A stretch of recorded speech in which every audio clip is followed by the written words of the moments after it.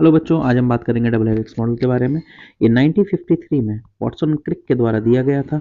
DNA के अगर पूरे नाम की हम बात करते हैं तो डीएनए का पूरा नाम डीऑक्सी राइबोन्यूक्लिक एसिड होता है, जो ज़्यादातर जीवों के अंदर आनुवंशिक पदार्थ के रूप में कार्य करता है।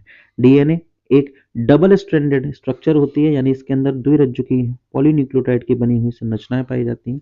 ये दोनों रज्जु एक दूसरे से कुंडलन में होते हैं, जिनकी दिशा एक दूसरे के ये प्रति समांतर होते हैं, जिसमें ये एक 5 प्राइम से 3 प्राइम और एक 3 प्राइम से 5 प्राइम होता है। डीएनए बेसिकली बने होते हैं न्यूक्लियोटाइड्स के, इसलिए इसे पॉलीन्यूक्लियोटाइड के स्ट्रक्चर कहा जाता है, जिसमें एक न्यूक्लियोटाइड का निर्माण एक नाइट्रोजन क्षारक यानी बेस और एक डीऑक्सी राइबोस शुगर और फॉस्फेट के द्वारा होता है। डीएनए पे नेगेटिव चार्ज भी बेटा फॉस्फेट की प्रेजेंस की वजह से ही होता है। डीएनए का ये जो रज्जुकों का जो कंकाल है, इसका निर्माण होता है शुगर फॉस्फेट के द्वारा, और एक न्यूक्लियोटाइड दूसरे न्यूक्लियोटाइड से बेसिकली जुड़ा होता है फॉस्फोडाइएस्टर बॉन्ड के द्वारा।